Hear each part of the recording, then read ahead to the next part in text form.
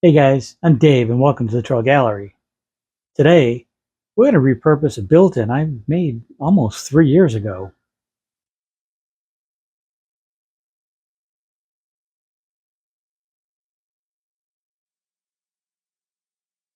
This is kind of an unusual project. About 3 years ago, I worked with a client to design, build, and install a backpack area for her kids. Sadly, this past fall, two hurricanes came through the Tampa Bay area and there was a lot of flooding, including my client's home. She had nearly 2 feet of water, which damaged not only the entire first floor, but the backpack area.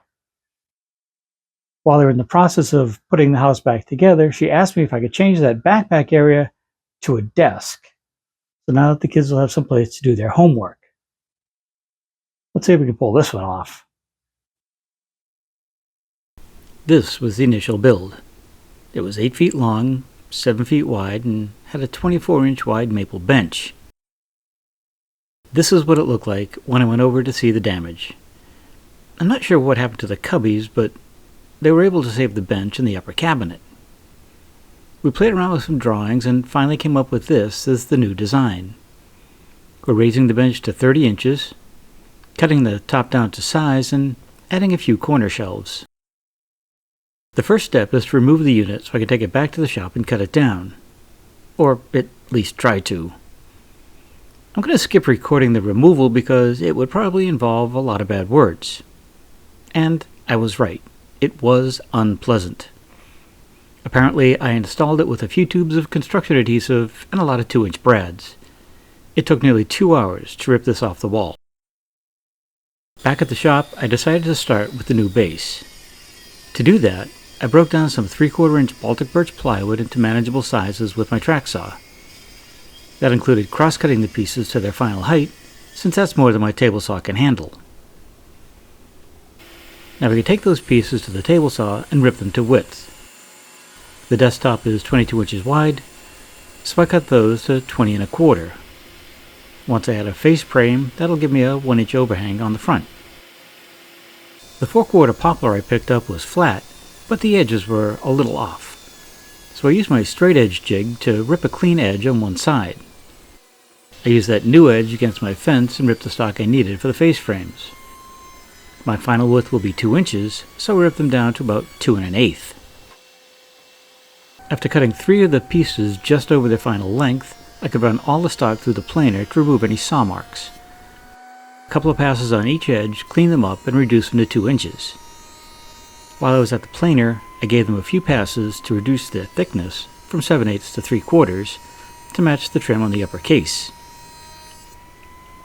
At the miter saw, I squared one end of the 3 legs. Then I set a stop to match the height of the plywood sides and cut them to length. After sanding the plywood and the poplar, it was time to connect the two. The center divider gets its poplar strip centered on the plywood. I drew some guidelines on the poplar, added a bead of glue, and set it in place. I was careful to ensure the tops were in line and my guidelines was on the edge of the ply. It's worth it to take your time to keep everything in line before cranking down the clamps. I added cawls to the F-style clamp to prevent denting the poplar. The excess glue was cleaned up and the panel was set aside to dry. The 2 outer panels were glued up a little differently. For these, the poplar is flush to one edge of the plywood. After adding a bead of glue, I used enough clamping pressure to hold things in place for now. Then I used some 18-gauge brads to hold the strip in place while I double-checked my alignment. When I was happy with the placement, I cleaned up the glue squeeze out, removed the clamps, and then grabbed a cawl. The brads would probably be fine, but the cawl and clamps just add a bit of extra pressure along the entire length while the glue dries. I chose to use 1/2-inch Baltic birch for the desk back. It'll let me connect the desk to the wall and help hold the upright panels in place. I needed all 8 feet for the length and ripped it to the same height as the uprights. I'll connect the back to the outer uprights with glue and pocket hole screws. I got out my vintage Kreg K-2000 and juggled the back in place. 4 screws on either end should hold things together. Since this back was a design change, I had to remove some stock from the center divider. I used my calipers to mark a point on either end, 12 millimeters in, and then used my track saw to trim it to the proper width. To assemble the sides and back, I started with a bead of glue on one side, stood the end panel up, and held it in place with a Kreg corner clamp. I used 1-inch Kreg screws to secure the side to the back, making sure to keep the edges in line and the tops flush. After wiping off the excess glue, I repeated that on the other side. The center divider went in differently. I marked a line and pre-drilled for my fasteners. I'd also mark lines on the inside of the piece to show me where the divider should land.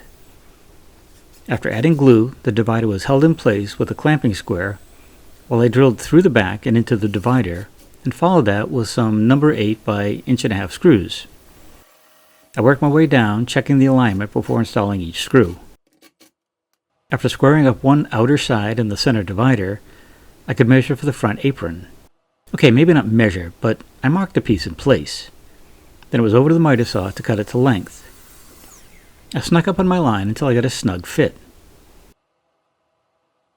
I used a pipe clamp to hold this in place, and then fit the other the same way. 2 pocket holes at either end of each piece and a bit of sanding, and they're ready to install. It was getting late, so I brought everything in for the night. Who says you need a big shop? The next afternoon, I came back to connect the front rails. A bit of glue on either end, and I set it in place. The pipe clamp keeps enough pressure to hold it in place, and a face frame clamp holds the upright and the rail in plane. 2-1/4" Kreg screws on either end lock the parts together. Then I repeated that for the other side as well. I got a message from my client to ask if I could add holes to run power cables through the desk for the kids' laptops. I'm pretty sure there's only one outlet, so I added a hole in the center divider too. I used an 1.5" hole saw and drilled about halfway through the panel. Then I came around to the other side and finished the cut. Drilling this way minimizes any blowout, and you're left with a clean face on both sides. The top holes were drilled the same way. I laid them out centered in each section and close to the back as I could. I started the holes from the inside, then finishing up from the top. 1.5" of maple is no joke, and I think I ran through 4 batteries cutting these holes. After a quick sanding to clean up the inside of the holes, I put an 1/8" roundover bit in my palm router to ease the edges. Each of the 3 holes were cleaned up on both sides to remove any sharp edges when cords are going in and out of the holes. I'll be using tabletop fasteners to secure the desktop to the leg assembly. I think the easiest way to mount these is using a biscuit joiner. After marking the locations around the perimeter of the base, I set the joiner for a number 10 biscuit and set the cutter height. The key is to have the slots just low enough so that the fasteners are just shy of the top of your cabinet. That way when the fasteners are screwed to the top, they'll pull the top down snug to the base. This is one of those times when a few test cuts will definitely pay off. If you're too low, the screws won't grab, and if you're too high, the top can float around. If that makes any sense. Maybe this will help. I have less than 1/8 inch gap, and that should work fine. I'm going to replace the original back, and this time I want it to sit in a rabbet in the case sides. I put a rabbet bit in my palm router and set up for a 1/4 inch wide cut. Then I set my depth for 1/8 inch and started the first pass. Once I got my brain working correctly, I made the first pass from one leg, across the bottom of the shelf, and then the other leg. Not only is this very messy, this piece was built with imported birch plywood, and the adhesive they used just killed me. So I was a good boy and put on my respirator, which I should have done regardless. I reset the bit depth to give me a 1/4 inch by 1/4 inch rabbet and made the final pass. With that done, it's time to make the cut that I've been putting off. I've got to reduce the height of the upper piece by 12 inches. I prefer to make this cut horizontally, but that would put the sides 8 feet in the air. So I thought I'd try something a bit different. After laying out a cut line, I used my track saw and clamped it in place with a pair of track clamps. I taped the inside of the cabinet to minimize any tear out and set my saw depth just under 2 inches. After checking everything several times, I made the cut.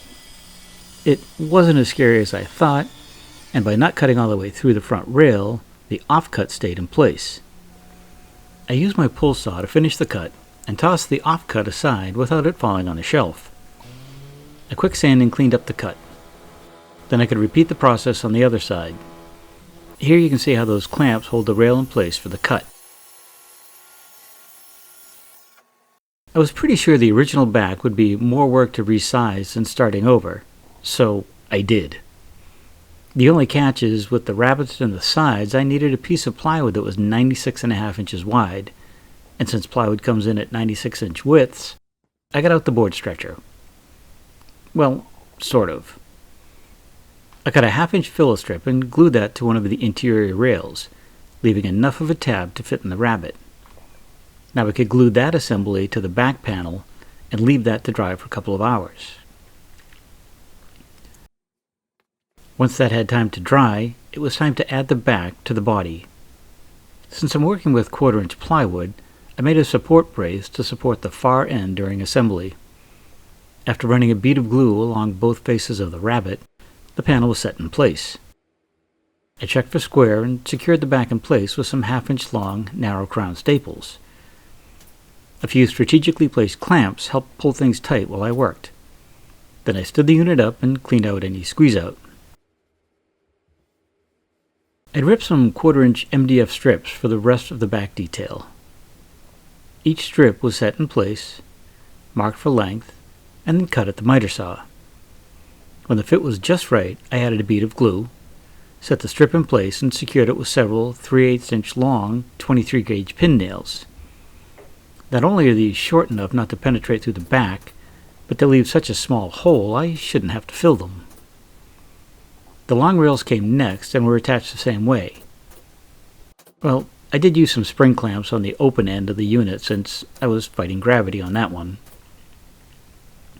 The intermediate styles went in the same way, except they were centered in their space. Rather than fuss around with the math, I measured the space, in this case about 45 3/4 of an inch. Then I measure from each side and make a mark at 23 inches. The center of the two marks is easier to determine than that large space. Since my stiles are 2 inches wide, I make a mark 1 inch on either side of the center point and repeat on the top. Now the stile can be glued and pinned in place. While that was drying, it was time to move on to some small shelves we'll be adding. I milled up some 3/4-inch poplar to 6 inches wide and 11 inches long. I traced a 3-inch radius on one corner of each blank and cut just outside my line at the bandsaw. I used some double-stick tape to hold my pattern in place and cleaned up the curve at the table router. I've said this before, but this flush trim bit from Bits and Bits is amazing. After cleaning up all the shelves, they got a quick sanding and I called it a day. The next day I started by notching out the back of the shelves where they would fit around the interior trim. With the blade height set at my mark, I made a pass on each shelf. This defines the short side of the shoulder. And for the safety police out there, yes, it's safe to use a mitre gauge and a fence at the same time in a cut like this. There is no cutoff to get pinched between the blade and the fence, so I'm okay. I reset the fence, added a stop block, and raised the blade height to complete the cuts. This time there is an offcut, and registering my cuts off a stop block lets that bit of waste fall away safely. After leveling the upper portion, I set my laser level at the desired height for the top of the lower shelf. I set the shelf in place and traced its location. The shelf was removed, and I drew a parallel line in the center of the shelf location. I used this to pre-drill small mounting holes from the inside out. I swapped over to my countersink bit and pre-drilled from the outside in. The shelf was set back in place, and I continued to pre-drill through the sides and back into the shelf.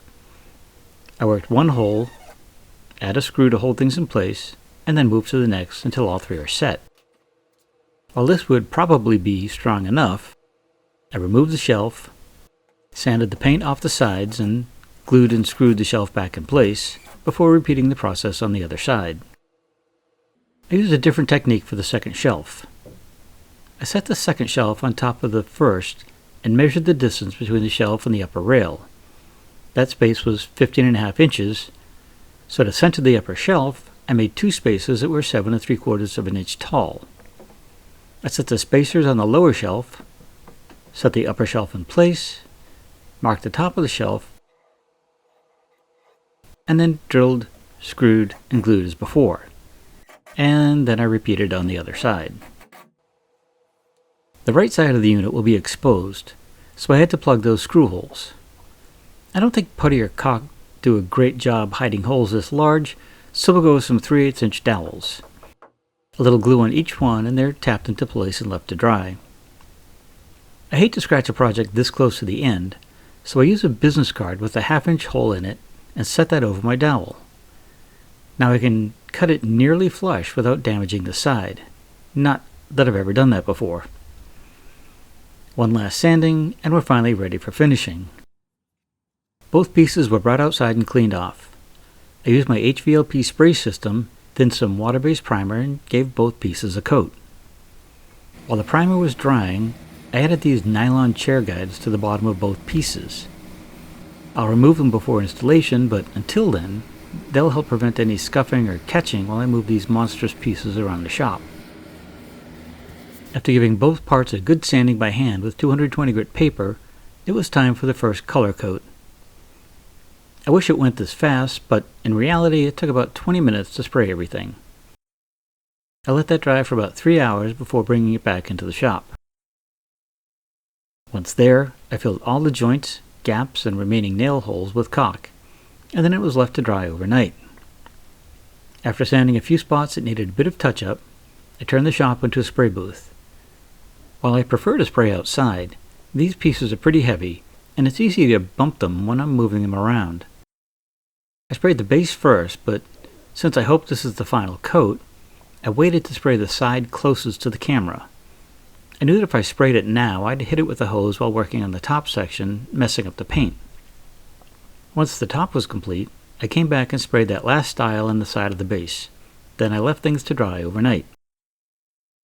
The paint looked good, so it was time to touch up the desktop. The entire surface was sanded to 220 grit, and I gave it another coat of urethane. It was really too windy to hope for a smooth surface, and a few sprinkles got in the finish. So I let that dry, sanded it again, and gave it one last coat.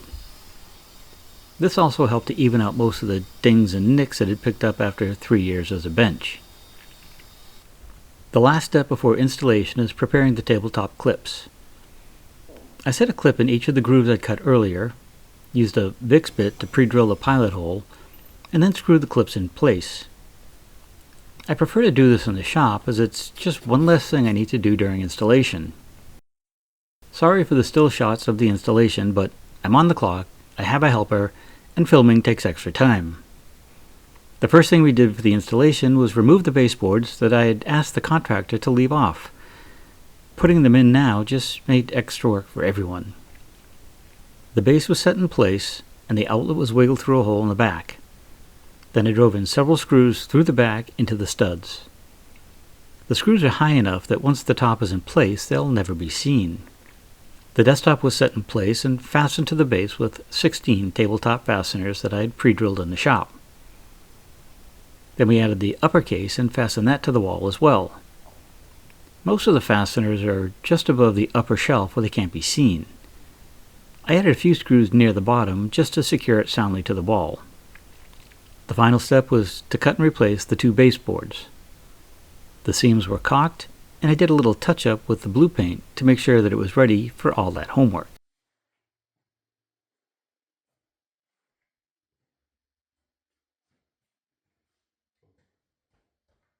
Always too late, you're in it, buddy. As I mentioned, this was kind of an unusual project. But the only good thing you can say about that storm damage was it allowed my client to change the room from a place for the kids to drop their stuff to some place where they can go and get their homework done. Love to hear your thoughts on this video. Was there something I could have done differently, easier, smarter, safer? drop them in the comments below. As usual, I'll add some links to the tools and equipment I used in this video, as well as some of the stuff that I use here in the shop on a daily basis. Should you need one of those items and purchase it through those links, it does help keep this channel going. If you enjoyed this video, maybe give us a thumbs up and share it with friends. If you haven't already,